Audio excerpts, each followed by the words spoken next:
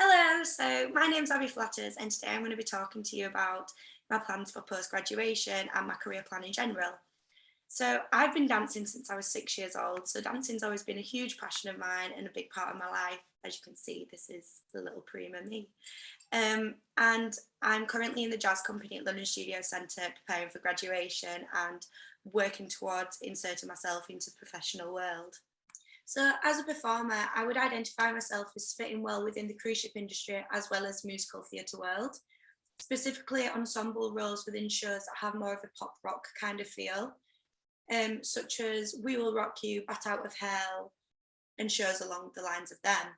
I feel at this stage of my career, ensemble roles seem within my casting, just because I'm self aware that my vocal ability is not yet up to the scratch or expectancy of what a leading lady would or should be. Um, but I'd still say it's like of a strong enough ability to work within a group vocals, and I've got more of like a pop stylistic features such as belt, creak, tilt, which is why I would say like a more of a modern musical rather than a traditional one. I have reflected this in my singing repertoire when choosing songs for auditions. So as I've carefully selected a handful of songs that all suit my vocal and range abilities. So when I'm auditioning, I plan to take a singing rep folder of 5 or 6 songs that I feel comfortable within singing, which cover a range of decades, styles, and techniques to present to the panel. It's also like common knowledge within the performing world to only take in songs that you are comfortable into an audition, just in case the panel turn around and ask for different options, because you never want them to pull out a song that you sang 6 years ago and not had any practice since. Throughout my years training at LSE, I've learned that different genre musicals will require different singing repertoire if you go into the audition room. For example, if attending a We Will Rock You audition, I'd be expected to take a song with more of a pop rock kind of feel, such as Who Knew performed by Pink, or I'd Rather Be Me from the Broadway hit musical Mean Girls, because they've got a bit more grit and show the stylistic features which would be demonstrated within the show. Whereas if I was to go for a more legit musical, such as 42nd Street, I'd be expected to choose a more legit kind of option, such as Secret Love by Doris Day, or it might as well be Spring, a classic Rodgers and Hammerstein that's also in my repertoire. I believe that if I was to go into a dance round for both a modern musical and a legit musical, I'd feel comfortable within my dancing ability to be able to successfully show the different styles and different qualities that would be needed. Whereas if I was to go in for a singing round for those musicals, I'd feel much more comfortable in a pop rock kind of modern musical vibe than I would have perhaps a legit. So this being said, thinking objectively, I believe that I need to be training more of my singing voice in a legit style, which I have been doing through more singing lessons, practicing the technique, and extending the repertoire that I'm choosing within a legit style. So it's not too structured or too classical. There is ways of like working around this, and I've been feeling that that has been my focus to broaden my horizons when choosing musicals to audition for. Over the last 12 months, I have overcome challenges such as relearning to walk, to returning to dancing after rupturing my ACL and tearing my meniscus in a dance rehearsal in April 2021. Due to this, I had to undergo reconstruction surgery in May, only 6 weeks after I initially did the injury.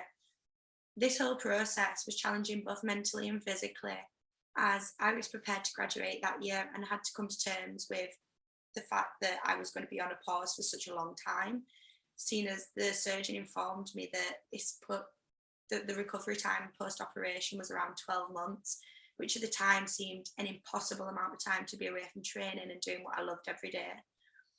During this time, I had to focus on regaining mobility and strength to perform basic tasks before I could even consider returning to a dance studio. Throughout this period, I found myself considering a change in career just due to the pressures of rehabilitation, again, both mentally and physically. It was such a heavy debate, to say the least, but my love of performing made me realise I couldn't let this setback get in the way of my aspirations. So during the early stages of rehab, I allowed myself the time to grieve the lost time away from doing what I loved. And I worked a regular 9 to 5, which is kind of what made me realise that that life wasn't for me. Having a muggle job wasn't what I wanted to do just yet. So I spoke to other performers within the industry that have experienced either the same injury or similar to learn about their experiences and how they've overcome and got back to doing what they wanted to do and being stronger than they were before, sort of thing. Which is kind of what made me realise that I had to encourage myself to see the situation I was faced with as an opportunity to make the comeback stronger than what the setback was. To do this, I gradually reintroduced exercise to my schedule following physio advice, which included PT exercises to strengthen my quad, hamstring, glutes, and any muscle surrounding the knee. This could be at home, in the gym, or during hydrotherapy sessions, which I found was the easiest way to reintroduce running, jumping, and basic activity. After around 4 months, I was able to start gently introducing Pilates activities to retrain my muscle groups to work together in more of a holistic way as a pre-introduction to returning to dancing. And then after about 6 months, I was able to do my first ballet bath post-operation. And from there, I could really explore my limits and train my knee back up. So I was able to reintroduce more complex dance steps and styles in preparation of returning to LSC in January, which was only 8 months after my operation. Since then, I've been continuing to work towards strengthening and conditioning my body to reach a professional standard once again, in order to be ready for the completion of my degree and prospects within auditioning through grad life. In preparation for auditions, I've been working on creating a professional portfolio of myself, including updated headshots and body shots to promote current representation of myself. And doing so, I've been working with choreographers and photographers such as Andy Brown and Stephanie Thornton. These can be both found on my social media and my Spotlight account to reach a varied audience of agents to future employers. When choosing photos to promote myself, I work towards selecting different looks, such as serious shots to more commercial styles to softer, friendlier looks to the traditional MT headshots, just to cover all bases. When considering social media, I try to avoid posting anything political, controversial, or even just risky, just to minimise the chances of potentially offending anyone, including prospective employers. I try to only show the best version of myself, to put my professional foot forward and keep my personal life a little bit more private. I'm aiming towards creating a show reel to showcase my dancing ability, but due to still being in the recovery process from injury, I'm just delaying this process just a little bit to ensure that I'm promoting myself at the very, very best. For my dance show reel, I plan to create a video of my best dancing ability around the time of about 2 minutes, no longer, and to use a soundtrack that's punchy and dynamic to capture the viewer's attention. I plan to include dance styles demonstrating strong jazz technique, such as kicks, leaps and turns, your fundamental basics, musical theatre heel work once I have progressed back into using the heel, commercial dance to show a little bit of versatility, a tap section, as that's always looked highly upon in the musical theatre world, and all and any tricks that I can perform, including partner work, just to showcase all different areas that I'd like to promote. When promoting my show reel, I'm planning on putting it on my social media accounts such as Instagram and YouTube, and also on my Spotlight, which is required so that agents have footage when putting you forward for jobs. Because since the coronavirus pandemic, most first rounds are still tend to be self-tape submissions, as it's easier to see a larger number of clients going forward for the same job rather than getting everyone in the same room still. So for the same reason, I also plan on creating a vocal reel to be put forward for job inquiries. But again, I'm just postponing this a little bit just due to the gap in my training. So I'm waiting until I feel ready within my voice to promote it socially. Although auditioning for jobs is definitely 100% achievable without representation through means such as social media, marketing and Spotlight, I am personally looking to gain agency representation just to help support my developing career as I'm first stepping into the industry. Is I find that agents are more helpful into gaining opportunities and guiding you in your career that you could potentially miss if you're trying to organise everything independently. I've spent my time researching different musical theatre agencies predominantly, and I firmly believe that finding an agent that you can have a strong working relationship with and who is approachable and happily will communicate with you is key for me as a fresh graduate, as I want to make sure I feel comfortable in being able to express opinions and discuss anything that could potentially come up when they're putting me forward for jobs and promoting me as a client.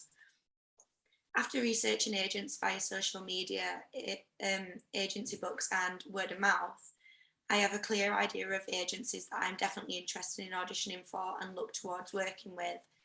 And I am able to do this through self-tape submissions, open calls, and in-person auditions that are organised by jazz company director Robbie O'Reilly within the college setting. As the dance world is such a competitive industry and is constantly changing, I've also selected different avenues to help support myself during my time trying to make a professional career. So I've looked down the modelling route and selected certain shots from my most recent photo shoot, which could help me venture down different avenues of modelling. This is varying from commercial promotion, just hair modelling to hand modelling.